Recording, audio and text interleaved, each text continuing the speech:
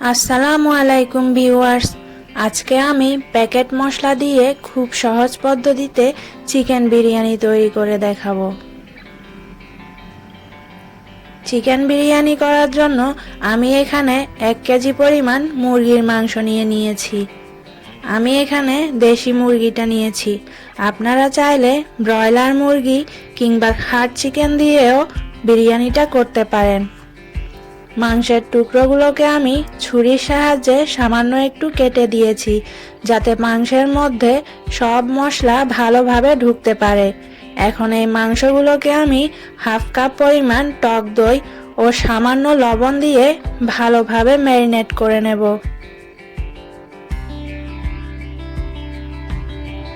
Marinate করা হয়ে গেলে আমি মাংসগুলোকে আধা ঘন্টার জন্য রেস্টে রেখে দেব।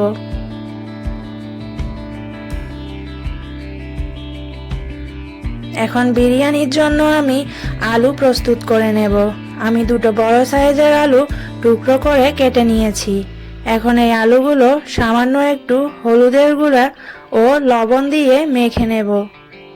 আপনারা চাইলে আলুর সাথে ফুড কালারও ইউজ করতে পারেন, তবে আমি ফুড কালারটা স্কিপ করেছি। এখন আমি আলুগুলোকে 5 থেকে 7 মিনিটের মতো চুলার আঁচ লোতে রেখে ভেজে নেব।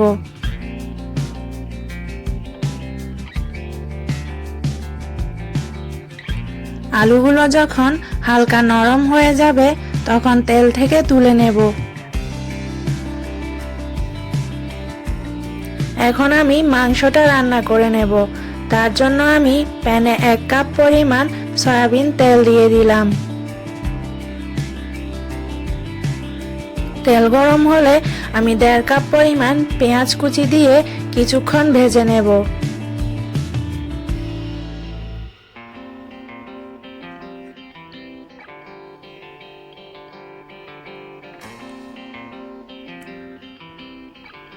পেঁয়াজ কিছুটা নরম হয়ে এলে এর মধ্যে আমি দিয়ে দেব 1.5 টেবিল চামচ পরিমাণ রসুন বাটা ও 1 টেবিল চামচ পরিমাণ আদা বাটা। এখন এই আদা রসুনটাও আমি ভালোভাবে নেড়েচেড়ে ভেজে নেব, যাতে আদা রসুনের মধ্যে থাকা কাঁচা গন্ধটা চলে যায়।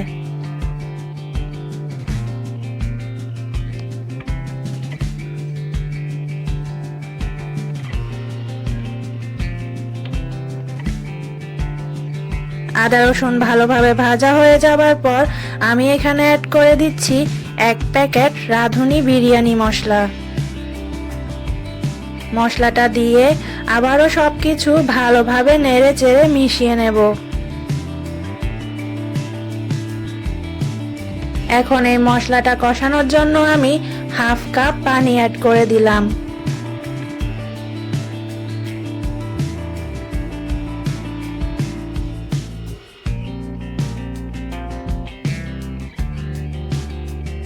মশলার উপর যখন তেল ভেসে উঠবে তখন বুঝতে হবে মশলাটা কষানো হয়ে গিয়েছে। আপনারা দেখতে পাচ্ছেন আমার মশলার উপর তেল ভেসে উঠেছে। এখন আমি আগে থেকে ম্যারিনেট করে রাখা মাংসগুলো দিয়ে আবারও সবকিছু নেড়ে চেড়ে একসঙ্গে মিশিয়ে নেব।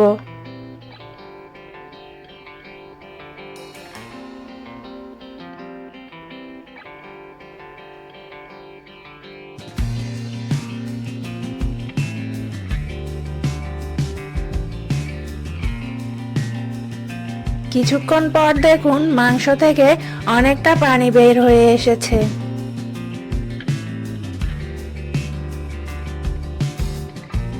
মাংসটাকে এভাবে আরো কিছুক্ষণ রান্না করে নেওয়ার পর আমি এর মধ্যে অ্যাড করে দেব আলু আর টমেটো।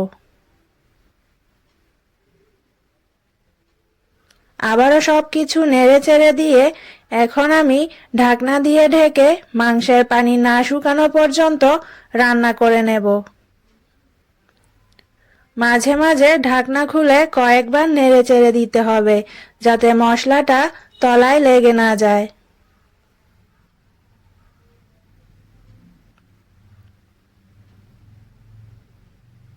মাংসের পানি শুকিয়ে এলে আমি এর মধ্যে অ্যাড করে দেব হাফ কাপ পরিমাণ লিকুইড দুধ।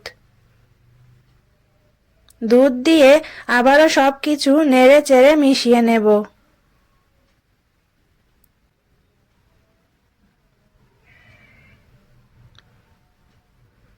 এ পর্যায়ে আমি পরিমাণ মতো লবণ দিয়ে আবারও সবকিছু নেড়ে চেড়ে মিশিয়ে দেব।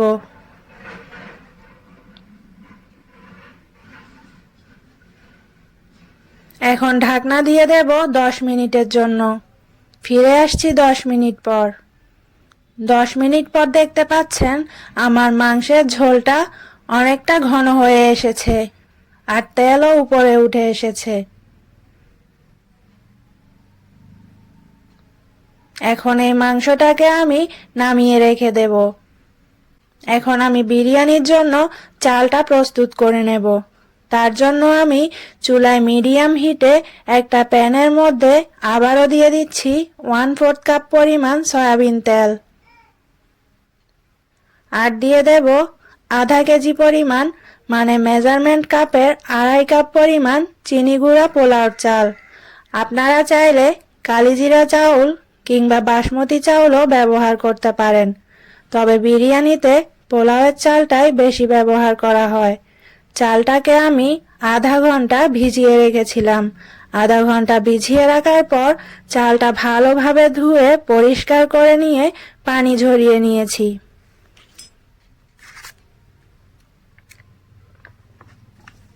এখন আমি এর মধ্যে অ্যাড করে দেব পরিমাণ মতো লবণ।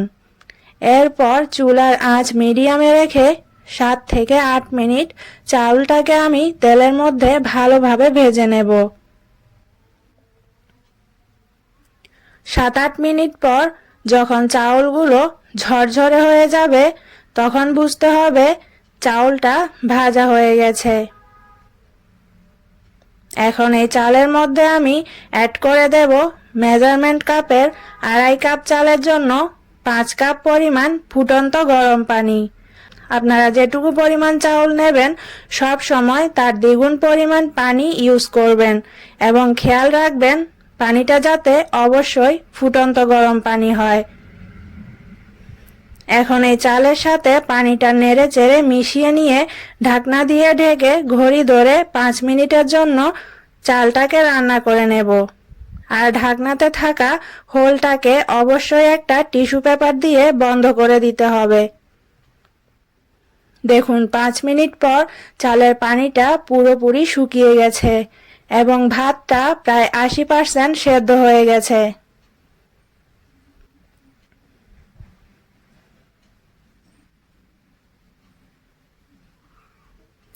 এখন এই ভাতের মধ্যে আমি অ্যাড করে দেব আগে থেকে রান্না করে রাখা মুরগির মাংস।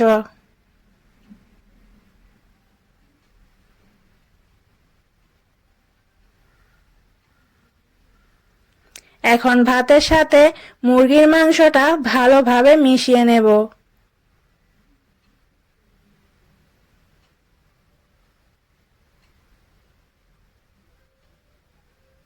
মেশানো হয়ে গেলে আমি এর মধ্যে অ্যাড করে দেব 8-10টা কাঁচামরিচ। আমি কাঁচামরিচের মুখের সাইডটা সামান্য একটু কেটে দিয়েছি, এতে করে মরিচের ফ্লেভারটা বিরিয়ানির মধ্যে ভালোভাবে মিশে যাবে এবং সামান্য ঝালও বের হবে। এখন আমি এর মধ্যে অ্যাড করে দিচ্ছি 1 চা চামচ চিনি এবং 1 টেবিল চামচ পরিমাণ ঘি। আবারও আমি সবকিছু নেড়ে চেড়ে একসঙ্গে মিশিয়ে নিয়ে ঢাকনা দিয়ে ঢেকে বিরিয়ানিটাকে দমে রেখে দেব 10 থেকে 15 মিনিটের জন্য। আর এই 10 থেকে 15 মিনিটের মধ্যে 2 থেকে 3 বার ঢাকনা খুলে বিরিয়ানিটা ভালোভাবে নেড়ে চেড়ে দিতে হবে। 15 মিনিট পর তৈরি হয়ে গেল প্যাকেট মশলা দিয়ে মজাদার চিকেন বিরিয়ানি। এইভাবে সহজ পদ্ধতিতে বিরিয়ানিটা আপনারা বাসায় অবশ্যই একবার হলেও ট্রাই করে দেখবেন আর আমাকে কমেন্ট করে জানাবেন বিরিয়ানিটা আপনাদের কাছে কেমন লেগেছে। ভালো লাগলে অবশ্যই লাইক দেবেন আর আমার চ্যানেলকে সাবস্ক্রাইব করবেন আরো নতুন নতুন ভিডিও পাওয়ার জন্য। আজ এই পর্যন্তই, সবাই অনেক ভালো থাকবেন। আল্লাহ হাফেজ।